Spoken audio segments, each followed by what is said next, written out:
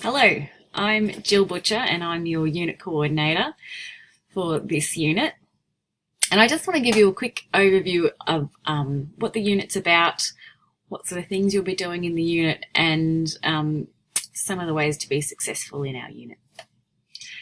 So let's start off with the context. So the first thing to know is that this unit is the first of a two-part series. And starting off, we're going to be looking at some perspectives on how we view children and how children develop, and what are some different beliefs about the best ways to teach children within those perspectives.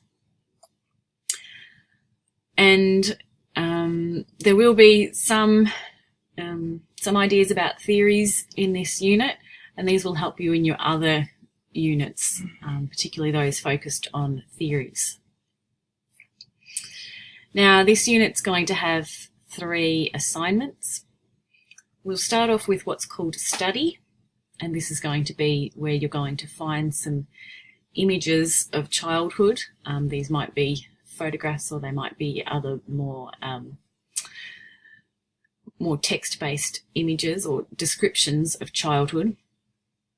And you're going to talk about how these images of childhood are interpreted and how they impact on the way that adults view children. The second assignment is going to build on those images, and you're going to develop an essay. And the third assignment is going to be a reflection. So how is this impacting on you, and where are you now that you've been doing this learning?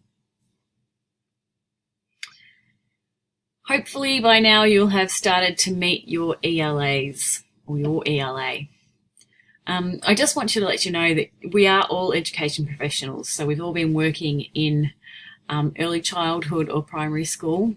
We've got lots of ways that you can apply the theories, lots of experience to support you.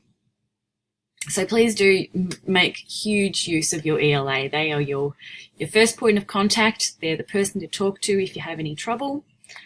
And make sure that you do get in contact with us, because we understand that things don't always go according to plan, and there might be times when you need a little bit of extra time, or when you're really struggling to understand what's going on.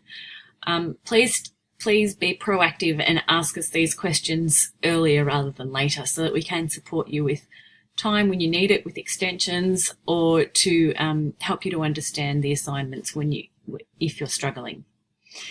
You can contact us via email. You should be able to find your ELA's email inside the first discussion. But you can also use the inbox feature in Canvas. Head to inbox and you'll be able to message your ELA in there. So let's have a look at the expectations that we have. We are working in an online environment, and the way that you put yourself out there is via your text mostly. Mostly it's by typing. So when you're writing messages to your ELA, to your peers, please remember to be respectful. Please be positive, though we know that there's not always going to be agreements, and hopefully you'll be able to tackle those in a positive manner, and be constructive. There might be times when you receive feedback that you're not so happy with, or when there's something that another student is doing which you're not too comfortable with. Please tackle that in a constructive way and a positive way. Putting yourself out there online is not the most comfortable thing for everyone, and being open and putting your answers out on the discussions might be a little confronting for some people, but we encourage you to take risks. This is going to be the basis of your learning, so please do join in those discussions and have fun. Please have fun. Hopefully my warped sense of humour doesn't put you off this unit, but as ELAs, we really want to enjoy the discussions, and we really want you to join in with us. So, to be successful in this unit, we want you to read often. The key to being able to write your assignments is having a really clear understanding of the learning materials. that are in our unit. We want you to ask lots and lots of questions. Please let us know what you're wondering about. Ask your questions and do join in. So the key to learning is repeating things. So if you're finding out the information just once, it's unlikely to go into your long-term memory.